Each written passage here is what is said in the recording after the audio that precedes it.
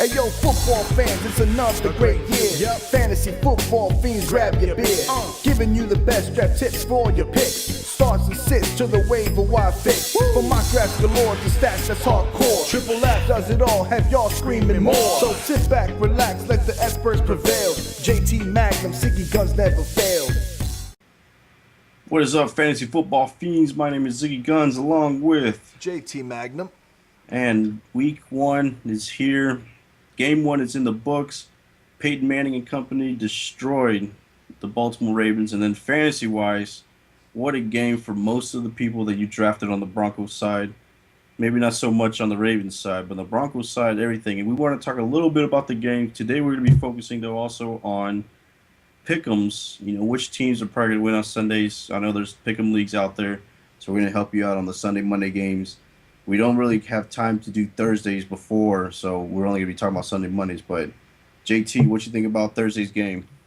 It was a little surprising for me, actually. I thought the Broncos would keep it a little closer.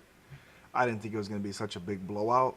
But, I mean, they did have that Wes Welker drop ball that they obviously missed. They didn't throw out the challenge flag in time.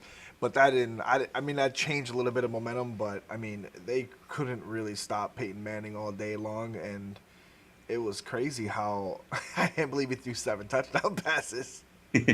Now, the Broncos defense also had an opportunity for a touchdown, and there was a boneheaded DeSean Jackson type play that cost them. That made my prediction look good. All in one play. I think I tweeted you that.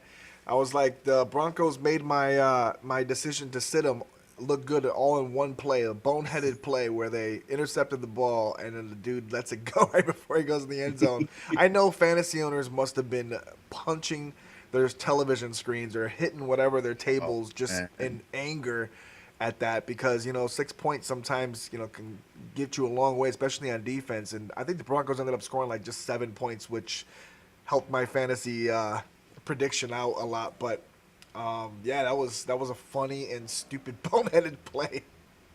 And we can't not ignore, especially fantasy-wise, what Peyton Manning did. 462 yards, 7 touchdowns, no interceptions, only 3 sacks.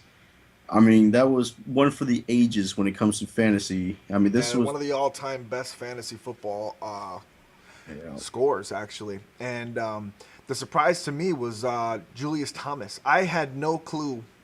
I'll be honest. And as a fantasy, I pride myself in knowing a lot about fantasy football. And I don't know how I missed it or where he came from, but somehow I didn't know about him. And I didn't realize that DeSean was hurt. I didn't realize that Tammy was a little banged up.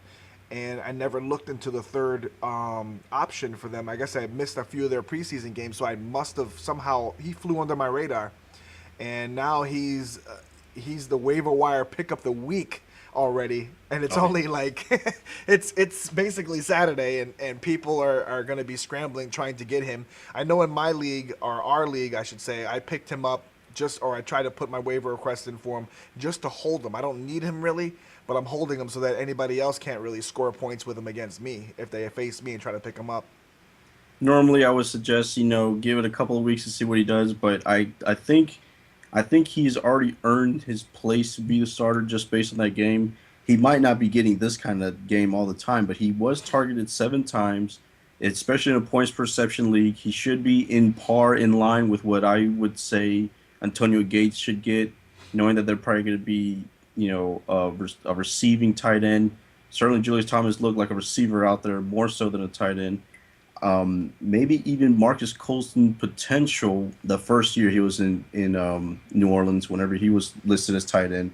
So, this guy could be real key to the offense. Obviously with Wes Welker there, obviously with Demaryius Thomas there, it's going to be an offense that is certainly going to keep getting more and more opportunities for catches and points.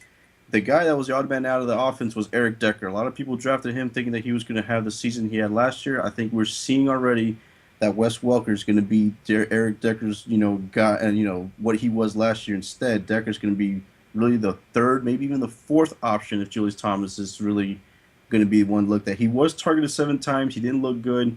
Only 27 yards. There's a concern there for Eric Decker fans. Yeah, dropped a couple balls. He fumbled one, too, that went out of bounds. Yep. But Julius Jones is built in the same mold as Antonio Gates. Yeah, I mean, Julius Thomas. Yep. big frame. He's a basketball player. He can run and he can out jump you for the ball. It seems like, and he just seems very athletic. And I mean, sky's the limit for this kid. But from what I hear, he has a lot of injuries and stuff like that. So we'll see how it pans out for the whole fantasy season. But yeah, I mean, I could see why fantasy owners would be excited about him to start the season. 5 catches for 110 yards and 2 touchdowns. Yeah. That's a good opening game for a tight end. That's a good opening game for a wide receiver. Exactly, definitely. On the Baltimore side, we haven't really touched up on it. Joe Flacco did throw for 362 yards. He did have 2 touchdowns. Not too bad fantasy number wise. He had 2 interceptions, yes, but fantasy points, he'd get a lot of points if you had to play him. Ray Rice only had 36 yards rushing, but he did have the touchdown. Also, though, on the PPR leagues, he did have 8 catches, was targeted 11 times for only, I think it was 35 yards, but that's a lot of points right there on receptions. So Ray Rice being Ray Rice. Torrey Smith had a pretty decent game. I wanted to see more from him. He was targeted 8 times. He only had 4 catches for 92 yards. I saw a lot of throws towards Marlon Brown that I think should have been more towards Torrey Smith, but he was doing good. Now, Dallas Clark, if you watch the game, Dallas Clark looked like he had a horrible game, but fantasy-wise, it was pretty good, especially on points per section. 7 catches, 87 yards, a lot of drop passes, and, I mean, he could have potentially had a good game like Julius Thomas did if he would just held on to the ball. Yeah, Flacco was kind of putting him in position, though, to get killed at a couple of those throws. That's true. Kind of felt bad for Dallas Clark. He was getting nailed a couple times. One point, he almost got knocked out of the game. I think, though, it definitely showed because Dixon was the starter for tight end, and it looked like they already giving up on him already after that game. So he has no hands. Yeah, he doesn't. He has a lot of butterfingers. They were throwing the ball over the middle for him, and he just looked like he did not want to catch the ball. And then the final piece on the fantasy wise, the Denver running back situation did not look any more clear than it did in the preseason. No Sean Moreno, Monty Ball, Ronnie Hillman. They all look like they did nothing in the end, and it's just you can tell that this is a team that's going to be throwing no matter what anyways. Oh, yeah. It's not going to matter.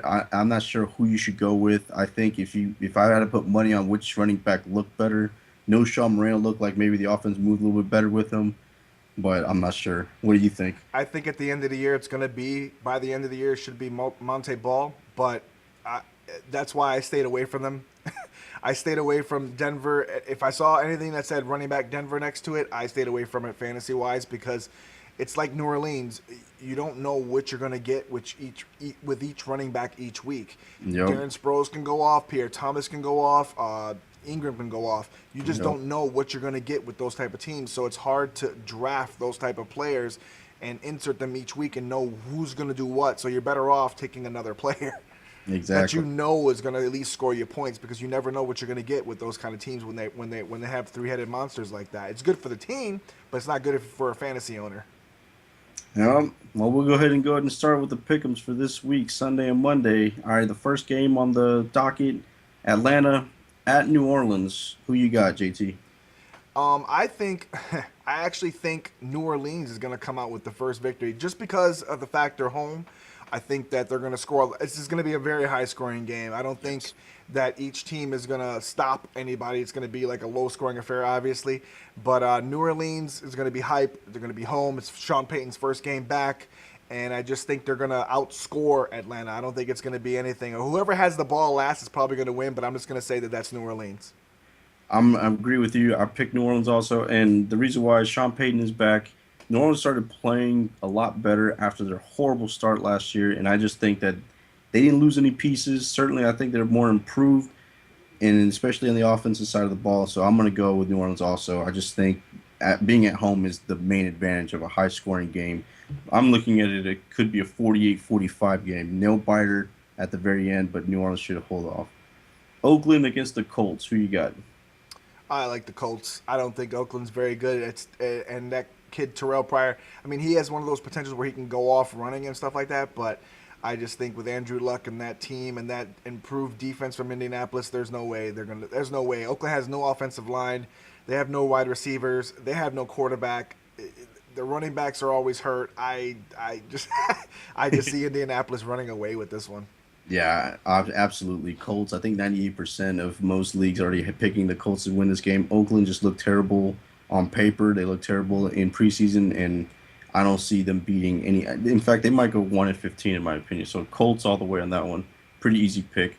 Miami against Cleveland. It's at Cleveland. This is a little tougher one to gauge in my opinion. What do you think? I think it's going to be a defensive battle. I think in the end, I think Cleveland's actually going to win their first game at home. I think they're a much more improved team. I think Miami's still going to struggle to figure out their offense, struggle to figure out their running game with Lamar Miller and David Thomas, or David. Yeah, I think his name is David Thomas. Daniel Thomas. Daniel Thomas. And I think Cleveland's just a much better defense than Miami is at this point right now, and they have better corners. But we'll see. We'll see. Miami's always a tough team. So. Especially tough team to engage. I picked Miami in this one. This was one of my, my shock picks. That I just or upset picks of the week.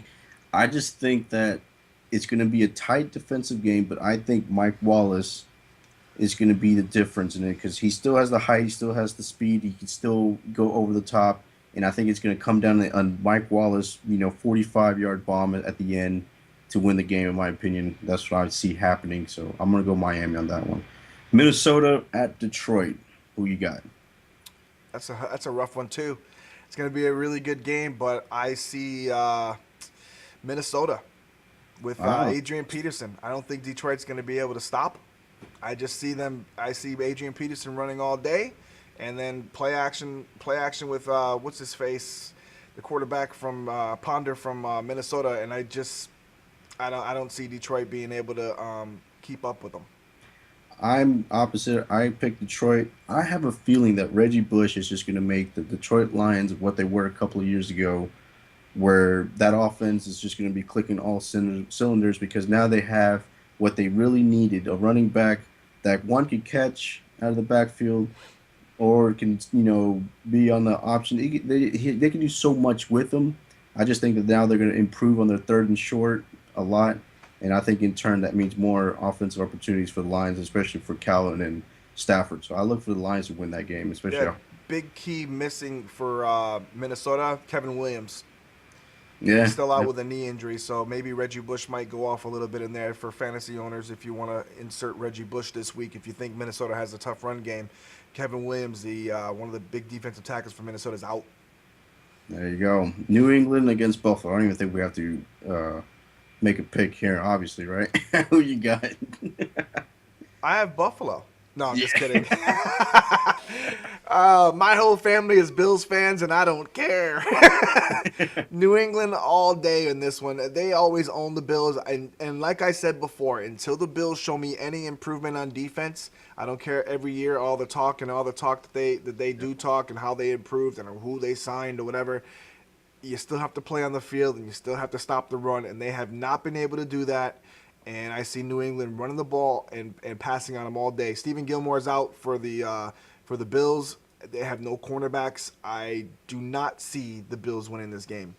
I don't either, and they don't even really know who's starting. It could be EJ Manuel, might be. No, it's EJ. It's EJ. He's named the starter. He's named starter now. Yeah. The thing is, he's coming off of minor knee surgery. You don't know how that's going to play out in real game situations.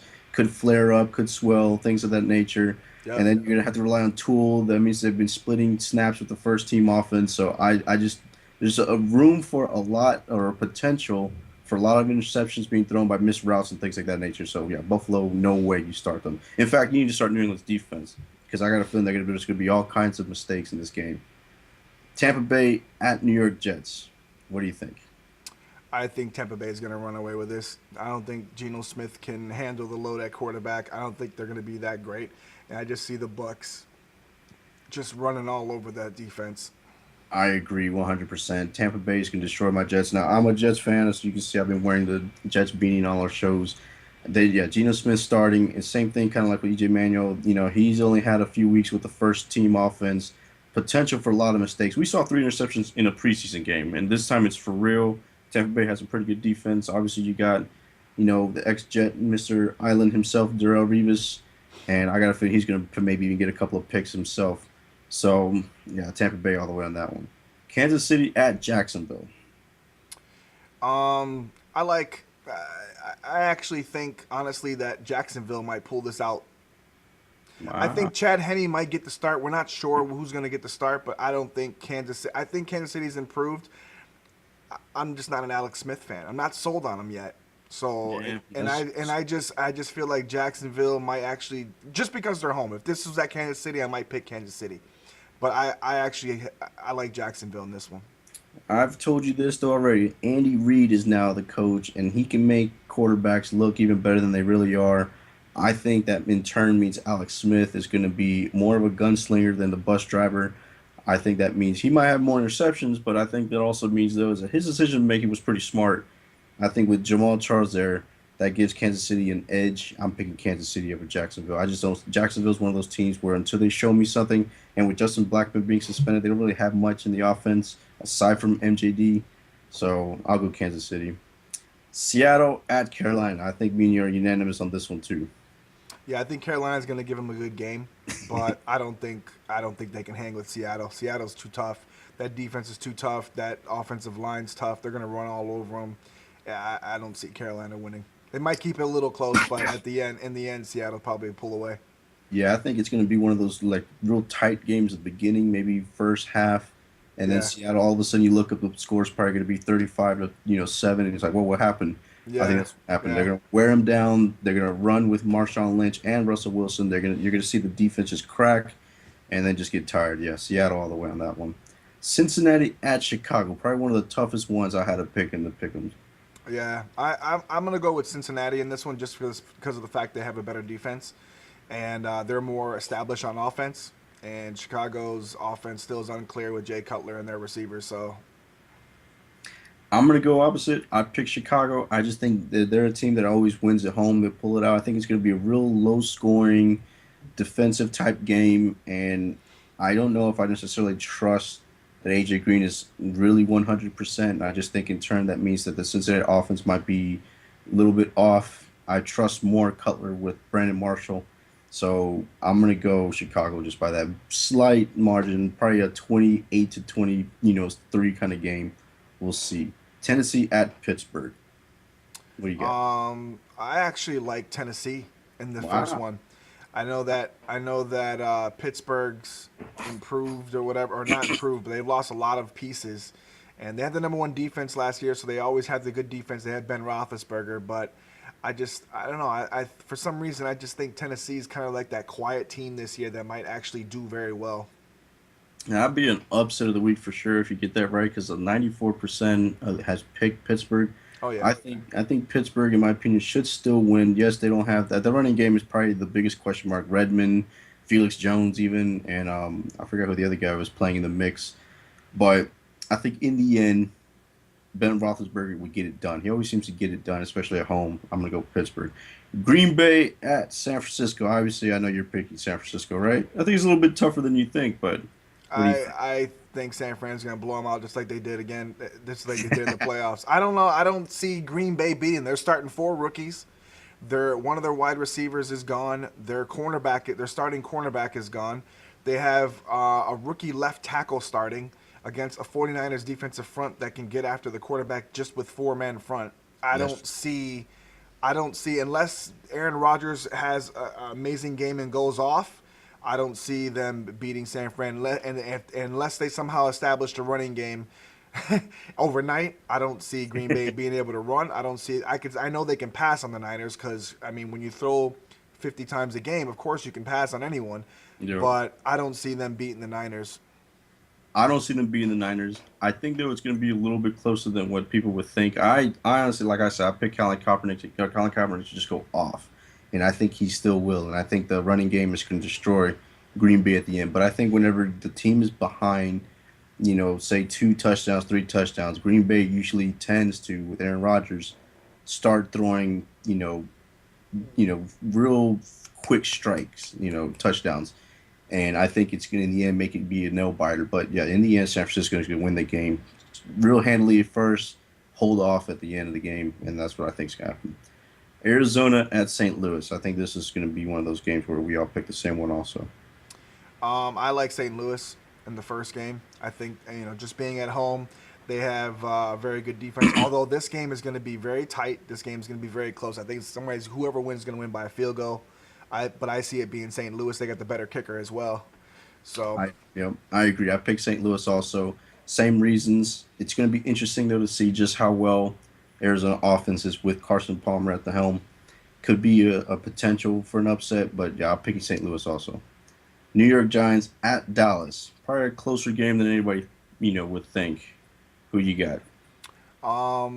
Eli Manning hasn't lost in Dallas, in the new stadium. I believe they're 4-0 in Dallas since Dallas built that new stadium, and I don't see the trend ending. I don't see Dallas being able to stop them on D. Their defense is, I don't even know who's there on their defense anymore besides DeMarcus Ware and Anthony Spencer. Their defense is a lot changed. They're starting a new left guard that he's pretty much an undrafted free agent.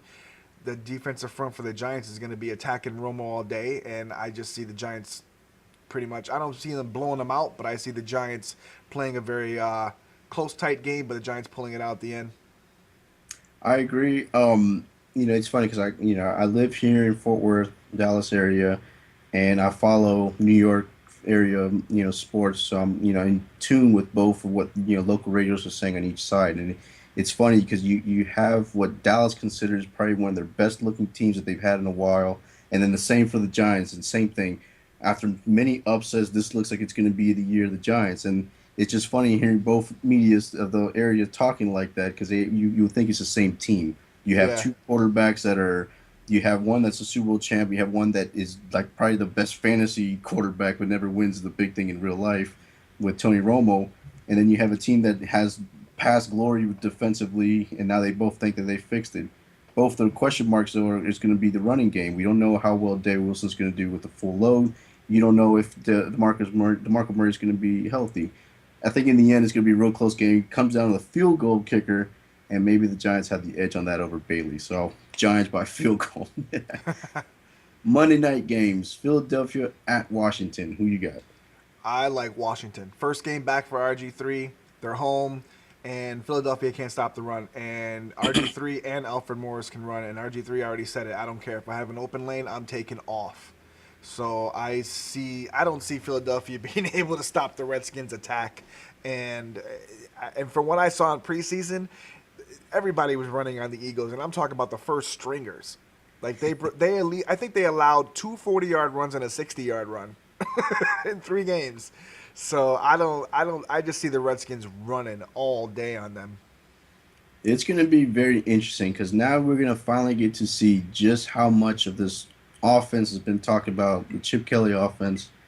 How wide open it's going to be. A lot of people are predicting that McCoy, DeSean Jackson, and Michael Vick are going to have huge fantasy numbers. They expect this to just be like Oregon in the NFL. So we'll see if Washington can even stop this. It's going to be a very interesting game, but I picked Washington also more so because they're established already. They don't need to learn anything like Philadelphia has to learn right now. So in the first game should be Washington.